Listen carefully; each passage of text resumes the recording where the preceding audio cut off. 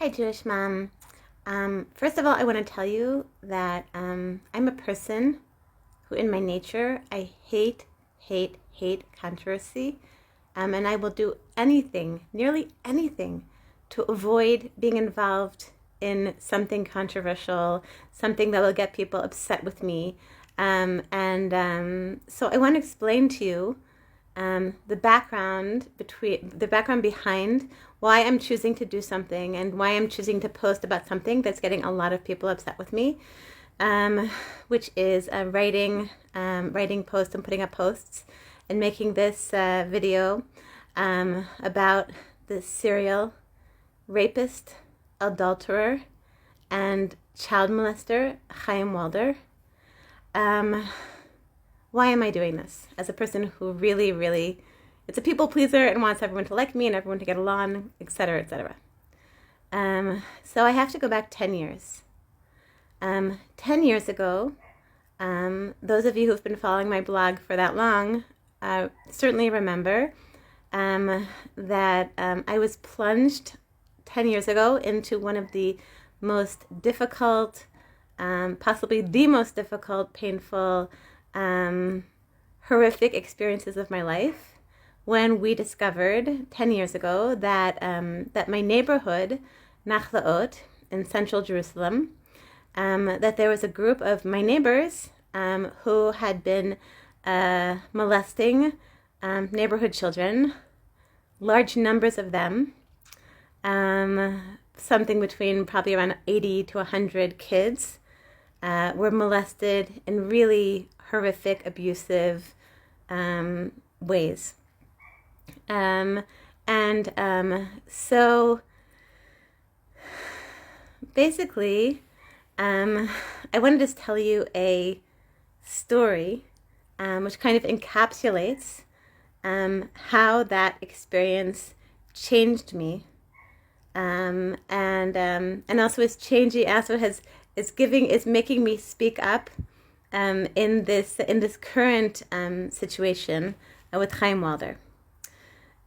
So when I lived in Nachlaot, every Purim, then my husband, we always had like little kids around, so my husband would go to hear the Megillah reading, and I would stay home with the little kids, and then later on, then my husband would come back, and I would go out to it was a little Megillah reading for women, which was done by an elderly Yerushalmi rabbi.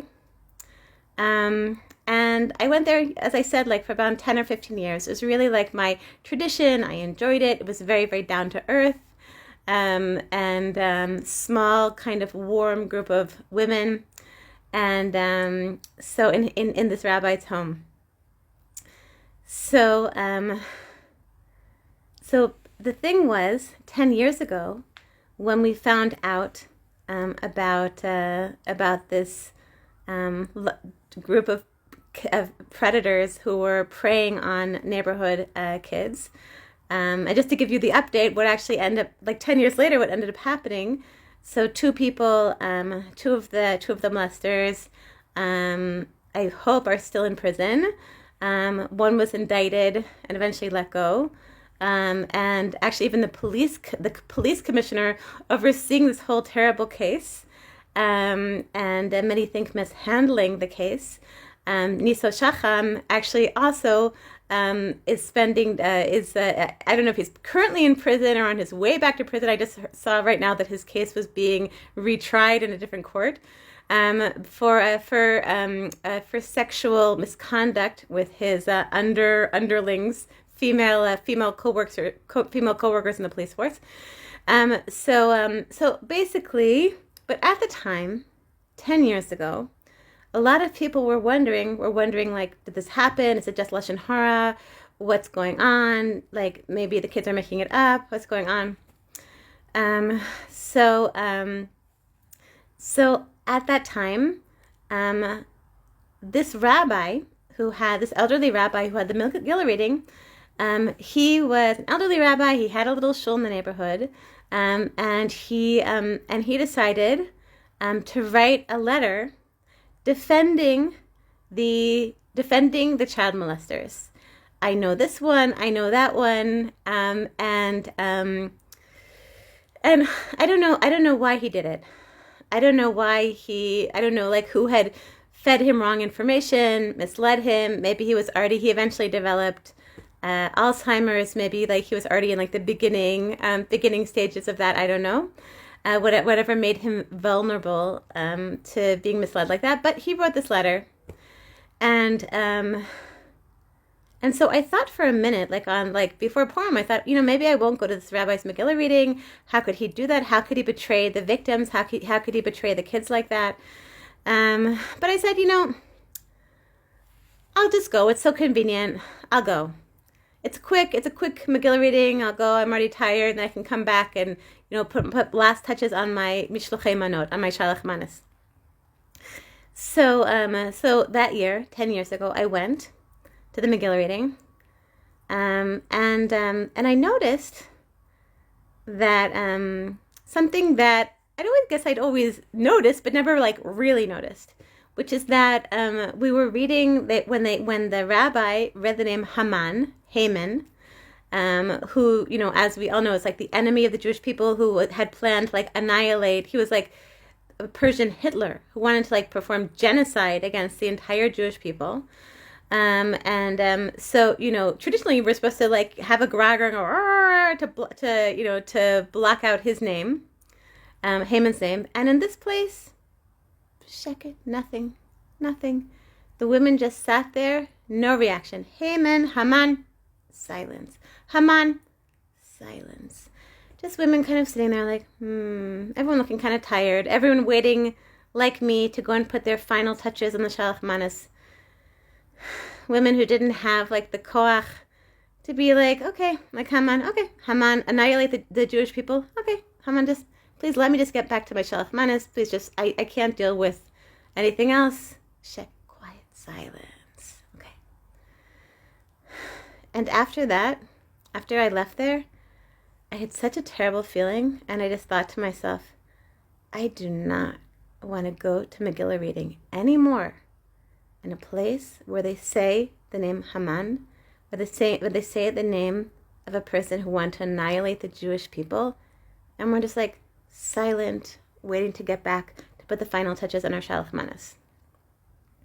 The next year, and the years and the following years, it took us 4 years to leave Nachlaot because of this case. We like fled Nachlaot because of this awful case.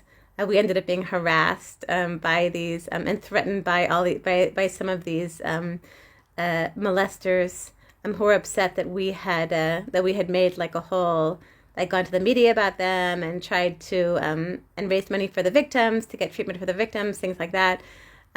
So we ended up leaving because of them. But until we left, every year I would go, every Purim, I would go to a different women's Megillah reading.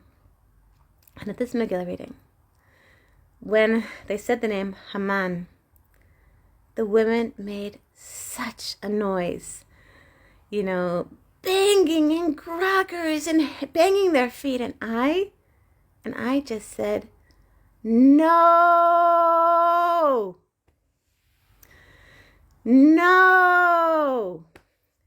Say the name Haman, the person who wanted to annihilate the Jewish people.